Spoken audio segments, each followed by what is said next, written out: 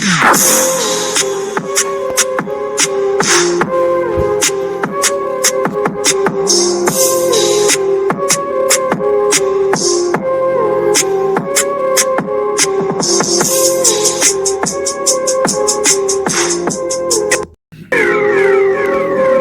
बच्चों, क्या हाल चाल? सब मस्त? केम शो सत श्री अकाल। कैसन बड़ा लोग? मस्त बड़ा।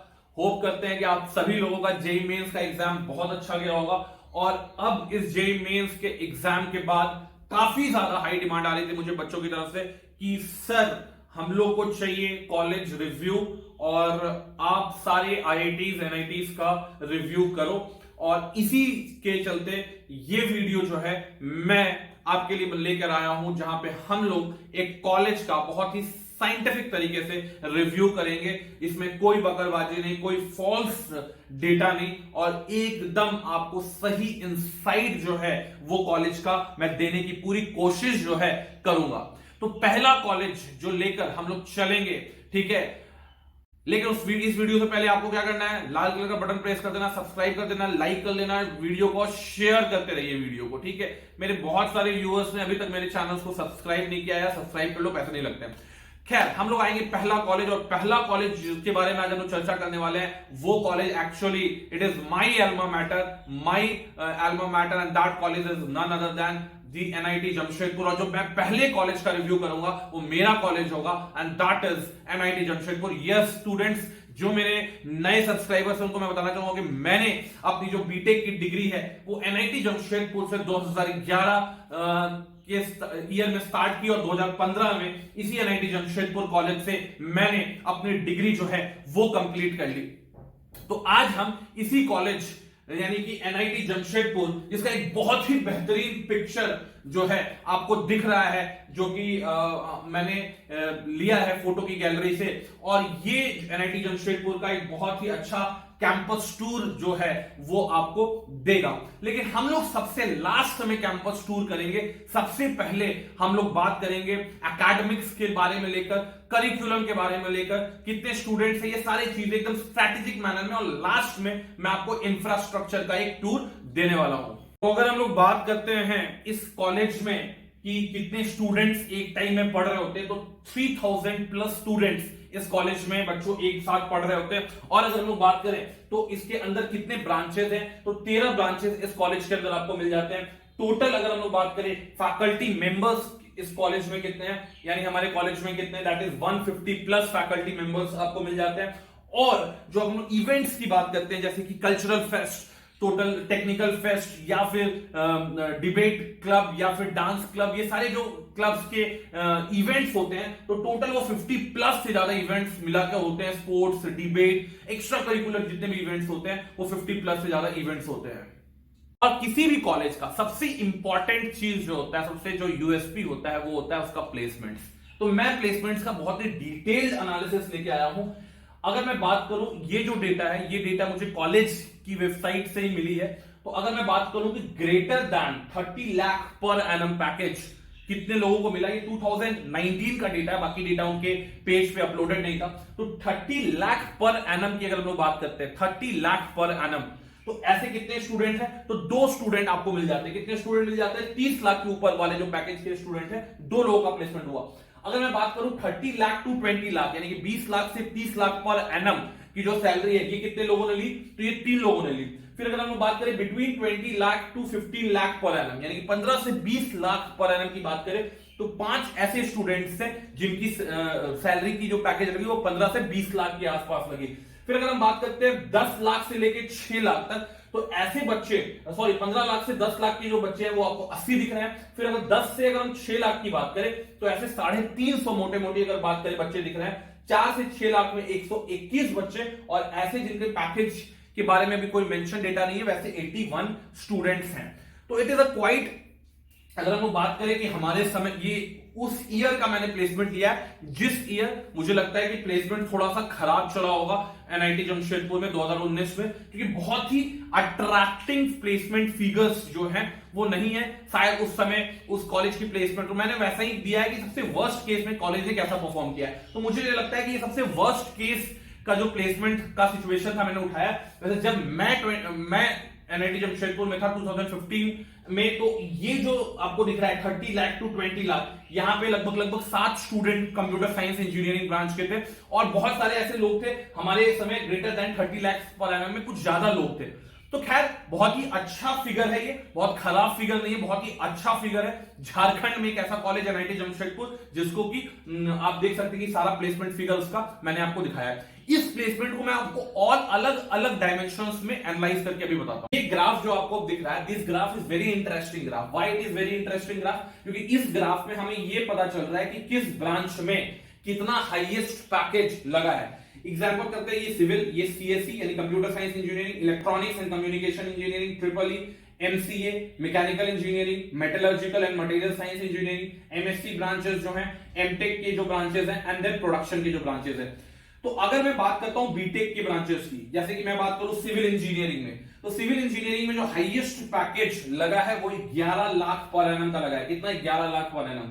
कंप्यूटर साइंस इंजीनियरिंग की बात करते हैं तो हाईएस्ट पैकेज जो गया है that is 38 lakh per annum. Electronics and communication इसी ब्रांच में 22 लाख, ट्रिपल ई में अगर हम बात करें तो 39 लाख, यानी कि सीएससी से ज्यादा एक बच्चे ने पैकेज बैक किया है, 39 lakh per annum triple E. तो ऐसा कोई भी जरूरी नहीं है, हार्ड एंड फास्ट रूल नहीं है कि आप सीएससी लेंगे तभी आपको बहुत ज्यादा पैकेज मिलने वाला है। आप इलेक्ट्रॉनिक्स या इलेक्ट्रिकल एंड इलेक्ट्रॉनिक्स इंजीनियरिंग लेकर भी अच्छा पैकेज बैक कर सकते हैं। It all depends upon your skills nowadays. MCA जो है ये तो अलग एग्जाम होता है इसका, तो इसमें 7.5 लाख का पैकेज गया। मैकेनिकल इंजीनियरिंग में हाईएस्ट पैकेज 10.10। तो कोर ब्रांचेस जो होते हैं, कोर ब्रांचेस में पैकेजेस बहुत ज्यादा नहीं मिलते हैं। तो मैकेनिकल में जो हाईएस्ट पैकेज गया that is 10 lakh per annum approximately. Metallurgical and material science engineering में जो हाईएस्ट पैकेज गया that is 15 lakh per annum. अगर मैं बात करता हूं प्रोडक्शन, पाई जो है प्रोडक्शन एंड इंडस्ट्रियल इंजीनियरिंग, वहां पे भी 14.6 लाख पर एनम का पैकेज दिख जाता है। तो पैकेज का मैं आपको ये बताना चाह रहा हूं कि ब्रांच से कोई लेना देना नहीं है, ठीक है। आप किसी भी ब्रांच में, जैसे मेटलर्जिकल का आप देख रहे हैं 15 lakh per annum highest package गया है, तो ऐसा कोई जरूरत नहीं है आज के डेट में कि आपका ब्रांच जो है आपकी पैकेज को डिसाइड करेगा। All you need to promote is the skill. सारी कंपनियां आजकल स्किल को बहुत ज्यादा वैल्यू कर रही हैं, और एनआईटी या आईआईटी जाकर अगर आपने अपने स्किल पे वर्क नहीं किया है, अगर आपका स्किल बेहतर नहीं हो पाया है, आप कॉलेज में जाके मस्त होके चिल्लम मार रहे हैं, तब फिर बेटा आपका 4 साल आईआईटी एनआईटी में गुजारने के बाद भी कुछ नहीं होने वाला है। तो जो लोग ये आपको बोलते हैं कि वहां जाके कुछ करना नहीं पड़ता है, कोई मेहनत नहीं करना पड़ता, आपको वहां पे भी जाके जितना आपने 11-12 में मेहनत किया उससे ज्यादा मेहनत करनी पड़ेगी। ये बात एकदम क्लियर है। वहां जाके तुम मस्त मौज काट रहे हो तो मौज काटने से बेटा आपका प्लेसमेंट लगने वाला नहीं है। भंड होके वहां बैठे हुए हो तो उससे प्लेसमेंट लगने वाला नहीं है। तो ये जो है एक डेटा मैं आपको प्लेसमेंट में और दिखाऊंगा। अगर ले लेते हैं टोटल ऑफर्स, जिसमें मैंने बीटेक की बात अगर की है, तो टोटल ऑफर्स जो मिले हैं job offer that is 667। Double offers यानी डबल जिनकी प्लेसमेंट लगी है, ठीक है, दैट इज 64। और ट्रिपल ऑफर्स की अगर हम लोग बात करते हैं तो ट्रिपल ऑफर्स, कोई भी ट्रिपल ऑफर्स इस ईयर में यानी 2019 एकेडमिक ईयर में नहीं मिला है। ये जो आपको ग्राफ दिख रहा है, that graph also is a very important graph, जो कि बता रहा है कि किस ब्रांच में, ऑथेंटिक डेटा मैं आपको दे रहा हूं, किस ब्रांच में कितने प्रतिशत एलिजिबल कैंडिडेट, कितने परसेंटेज एलिजिबल कैंडिडेट्स प्लेस्ड हुए हैं। सिविल इंजीनियरिंग की बात कर लेते हैं तो 60% प्लेसमेंट हुआ है। कंप्यूटर साइंस इंजीनियरिंग 89% प्लेसमेंट हुआ है। इलेक्ट्रॉनिक्स एंड कम्युनिकेशन 85% प्लेसमेंट हुआ है। ट्रिपल ई 78% प्लेसमेंट है। मैकेनिकल 79% प्लेसमेंट है। मेटलर्जी एंड मटेरियल्स इंजीनियरिंग में 89% प्लेसमेंट है। And production and industrial engineering की अगर हम लोग बात करते हैं तो 81% प्लेसमेंट है। तो अगर मैं आपको एक बात बोलना चाहूं तो ये मैं आपको बोलना चाहूंगा कि देखो यार, ब्रांच से कोई प्लेसमेंट परसेंटेज का कोई लेना देना नहीं है। आपको सिविल में बहुत दिख रहा होगा कि सिविल में प्लेसमेंट का परसेंटेज बहुत कम है, बट सिविल का ऑफ कैंपस अपॉर्चुनिटी बहुत अच्छा है, because it is a core branch. आप आईईएस के लिए अप्लाई कर सकते हैं, आप गेट के रैंक के थ्रू अच्छे पीएसयूज में जा सकते हैं, और प्लस बहुत सारी स्टेट गवर्नमेंट, सेंट्रल गवर्नमेंट्स की डिफरेंट डिपार्टमेंट्स में civil engineering, mechanical engineering, electrical and electronics engineering की वैकेंसीज आती रहती है। तो जाहिर सी बात है कि इन बच्चों का कॉलेज में बहुत सारे ऐसे बच्चे हैं जो प्लेसमेंट्स में नहीं बैठते हैं। तो ऐसा ये फिगर जो आपको दिख रहा है कि सिविल इंजीनियरिंग में 60% है, तो ऐसा मत सोचना कि सिविल इंजीनियरिंग के बच्चों ने तेज नहीं थे, उनका प्लेसमेंट नहीं हो पाया या कि कंपनीज नहीं आई थी। बहुत सारे बच्चे प्लेसमेंट्स में हो सकता है कि ऑप्ट नहीं करते हैं, उनका प्रिपरेशन रहता है एमबीए का, कैट करने का, या फिर यूपीएससी देने का, या फिर कुछ और भी उनका पर्पस रहता है हायर स्टडीज में जाने का, तो वो प्लेसमेंट्स में नहीं बैठते हैं। तो इस वजह से प्लेसमेंट जो है वो आपकी किसी ब्रांच की कम हो जाती है किसी पर्टिकुलर ईयर में, और किसी ब्रांच की बहुत ज्यादा हो जाती है। तो कहने का मतलब यह है कि प्लेसमेंट का परसेंटेज देखकर अगर आप ब्रांच चूज कर रहे हैं तो it is a suicidal step.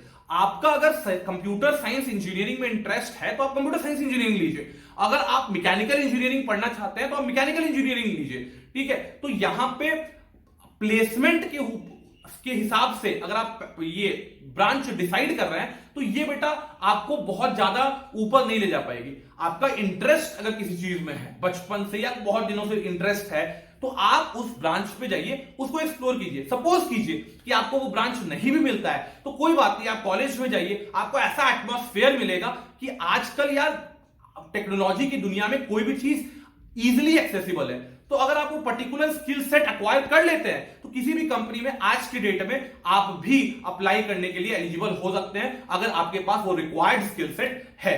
तो जो हमने बताया परसेंटेज यहां पे दिखाया, ये बस एक कॉलेज का मोटा मोटा अंदाजा आपको देगा कि प्लेसमेंट्स अच्छे हैं, कंपनियां आ रही हैं, बट इससे लेकर बहुत ज्यादा इसको दिल पे नहीं लगाना आज के डेट में, because many students nowadays are opting for higher studies, are opting for management studies, are opting for UPSC preparation, are opting for civil services preparation, engineering services preparations।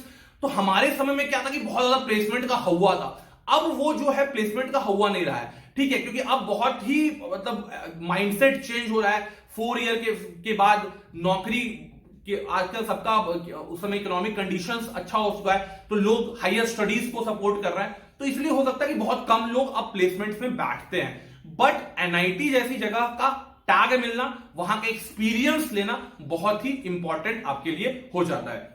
और सबसे जो अगर हम बात करें कि सेलिंग पॉइंट की निर्फ रैंकिंग क्या है, किसी भी कॉलेज की निर्फ रैंकिंग क्या है, तो निर्फ रैंकिंग एनआईटी जमशेदपुर का ईयर 2020 का इज 79। अगर मैं बोलूं कि क्या ये रैंकिंग इस कॉलेज के साथ जस्टिस करता है तो मेरे हिसाब से ये कॉलेज जो है इस कॉलेज की अगर मैं बात करूं, क्योंकि मैं इस कॉलेज से बिलोंग करता हूं तो मुझे पता है कि ये रैंकिंग ये डिजर्व नहीं करता है। इससे बहुत अच्छी, कम से कम ये ऑल इंडिया में टॉप 30 to 40 में इस कॉलेज को रहना चाहिए, बिकॉज हम एनआईटी जमशेदपुर को तब से देख रहे हैं। अब तो खैर बहुत ज्यादा इंफ्रास्ट्रक्चर डेवलपमेंट हो गया, हमारे समय बहुत अच्छा इंफ्रास्ट्रक्चर नहीं हुआ करता था एनआईटी जमशेदपुर का। अगर मैं इसके कंपटीशन की बात करूं, बीआईटी मिश्रा की बात करूं और आईएसएम धनबाद यानी कि आईआईटी धनबाद की बात करूं, तो बहुत ही बेकार इंफ्रास्ट्रक्चर हुआ करता था हमारे समय में। लेकिन आज की डेट में वो इंफ्रास्ट्रक्चर इतना अच्छा बन चुका है,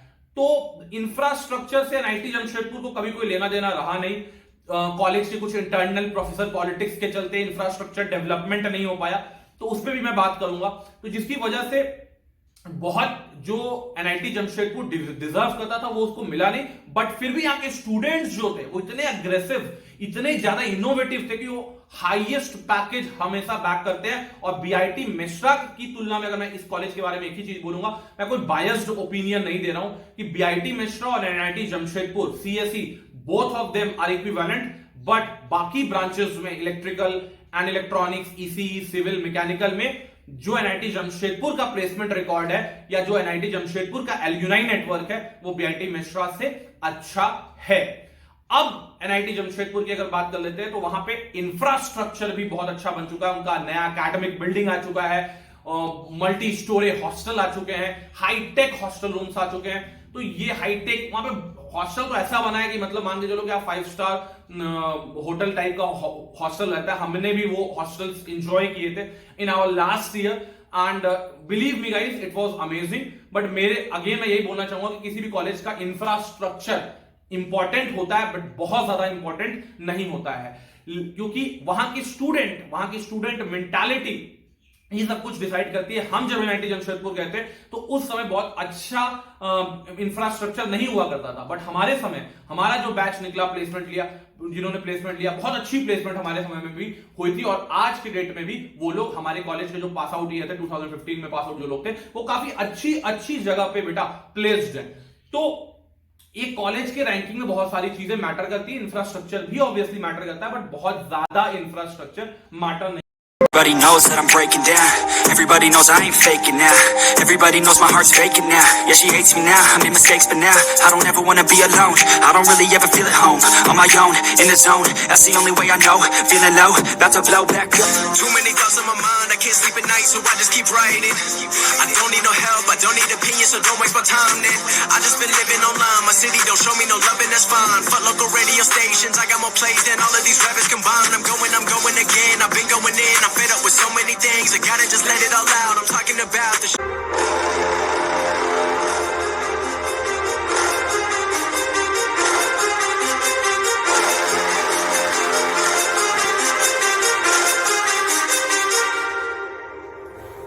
Too many thoughts on my mind. I can't sleep at night, so I just keep writing.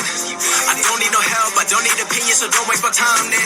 I just been living online. My city don't show me no love, and that's fine. Fuck local radio stations. I got more plays than all of these rappers combined. I'm going again. I've been going in. I'm fed up with so many things. I gotta just let it all out. I'm talking about the shit they तो finally बच्चों यही था, मैंने campus tour का भी आपको video यहाँ पे दिखाया। और काफी बढ़िया एकेडमिक बिल्डिंग, न्यूली सब बना हुआ एकेडमिक बिल्डिंग है, और बहुत ही अच्छा इंफ्रास्ट्रक्चर डेवलप हो चुका है। कॉलेज अब पूरी तरह से सिक्योर है, बाउंड्री है, अपने 2-3 गेट्स हैं कॉलेज में। हमारे समय में तो एक ही गेट हुआ करता था, अब 2 गेट्स जो हैं वो दोनों एक्टिव है, एंड काफी सिक्योर जगह है। और सारा कोर्ट, बास्केटबॉल, वॉलीबॉल कोर्ट, जो भी आपको चाहिए वो आपको अवेलेबल मिलेगा। और बाकी चीज, बहुत सारा चीज तो मैं इंफ्रास्ट्रक्चर के बारे में आपको बता नहीं सकता हूं, जब आप वहां पे जाएंगे तभी आप उस कॉलेज को फील कर पाएंगे।